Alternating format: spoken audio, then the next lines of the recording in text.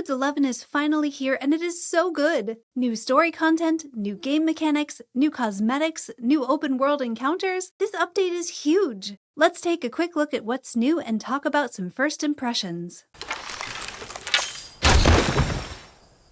Of course, we're going to start with Bromius. This fable absolutely lives up to the hype generated by the gameplay demo at TennoCon. The art and sound design is impeccable, and I love the story. If you're trying to start this fable, wander around the forest with Soul Mode active and look for a glowing tree trunk. It can spawn in several locations, so I can't just show you a spot on the map, but Soul Mode does make it fairly easy to find. The boss fight is interesting, in that so far it sounds like people are having very different experiences with it based on several factors. This will definitely be a subject for its own video in the future. I beat it solo using the Garen Rude Pact, but I did find it pretty challenging. I've heard some people say they beat it easily and others say they had a very tough time with it, so it will be interesting to do a bit more research into the mechanics and figure out what makes it so hard for some and so easy for others. One current theory is that it's a little bit of RNG, but I'm not sure if that's actually true or not. For now, if you're struggling, my advice is to do this with a friend. That seems to help quite a bit.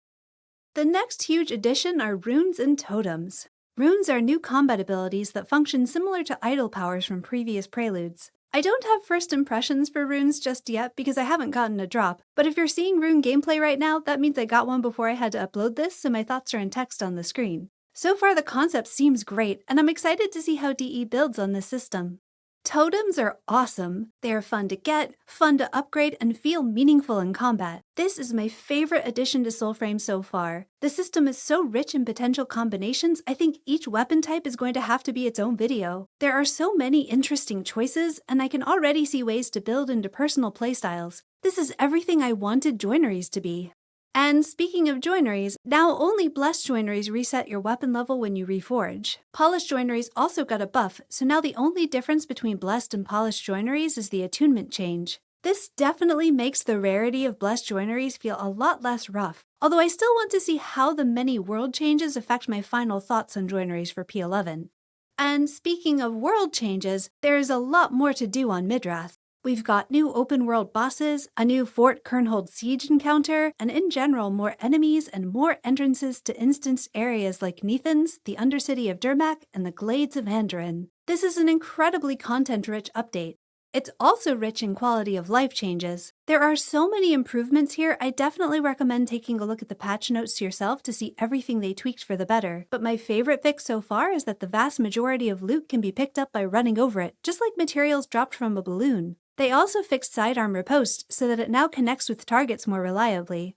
I don't love every change though. Several packed ability casting animations got significantly longer, which makes them much more difficult to use. For me, Tethrin is the worst of these. The animations aren't that much longer than the other packs, and I suspect I will adapt to the longer animations over time, but the camera zooms in on your envoy when you cast Tethrin abilities. I'm not super prone to motion sickness, but this was still making me a bit woozy, so I had to switch to a different pact. I love Fellust, which is still bugged on melee weapons by the way, but I'm going to need to wait until they have some kind of accessibility fix here because I don't want my gaming to make me nauseous. There are so many new items in Soulframe, it's probably going to take me a while to collect them all. DE did give us some more premium currency, which I've been told is called Novae in the game files, but Steve called them Arcs during Devstream 10. You can now sell both weapons and packs directly from your weapon rack in your Nightfold, so if you've got duplicates or don't want to buy more slots, there's an easy solution for you. Faction swapping cooldowns are currently broken, so if you want to snag the new starting armor sets from each of the faction vendors, this is a great time to do so. They only cost 100 standing per piece, and you get the finished armor, not a fragment you have to craft. Envoys from previous preludes automatically got one of the 3 sets when they logged in, but it's the one from the faction you were currently in, not the faction you started with. It's easy enough to get the others though, so I don't think this is really a problem. While you're getting those armor sets, you should also pick up the recipes for crafting new color palettes. You'll find one at each faction vendor, and then you'll need to collect the ingredients Firminia needs to brew them into new cosmetic options. I love this dye system. It's so fun to mix and match armor sets and play with all the different shades you get in each palette.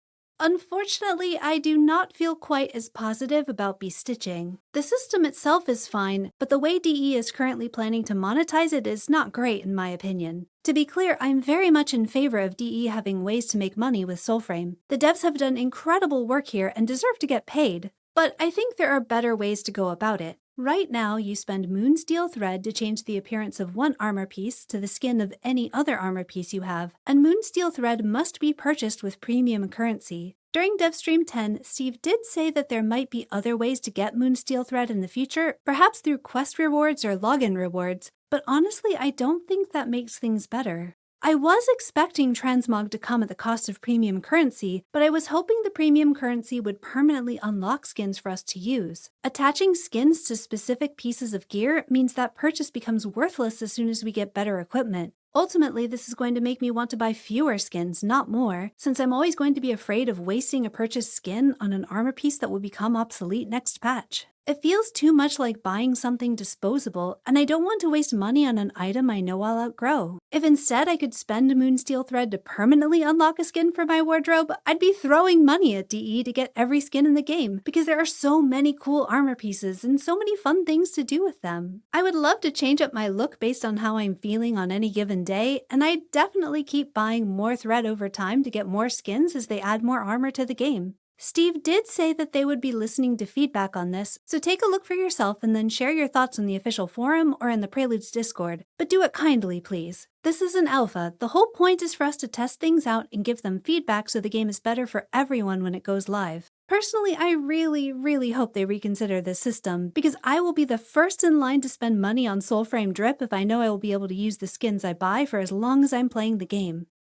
So Preludes 11 overall is incredible so far, and there's even more here I didn't specifically touch on. Kick is back, there are new talismans in the game. Seriously, check out the patch notes. I'll put a link below. This update went live about an hour after Devstream 10 wrapped up, so let's finish this video with a quick recap of what we learned about where Soulframe is going from here. We got our first look at greatsword animations, which look incredible, and will hopefully come in Preludes 12. We saw concept art for more new weapons, including Bromius' shield, which might get added in a hotfix, but we'll have to wait and see. Mounts are still a ways away. The devs want to see how changes in world density affect travel, but they do have plans to give us a better way to get back to our faction headquarters, so that will be a great quality of life change when we get it. Our sparrows will eventually get little outfits, and these are so cute! Right now in P11, we can choose to have our guide be either the sparrow or the floppet, which is really cool, but I'm a sparrow fan and cannot wait to give my guide burb a cute little hat. The Aquamar event will be returning, probably close to the end of October, similar to last year, which I'm quite happy about because I've got plenty to work on between now and then. And finally, we got our first look at concept art for Soulframe Founders Packs, which of course I'm going to buy no matter what they end up being, but this artwork is really cool. Except, why is Grace green and Spirit blue?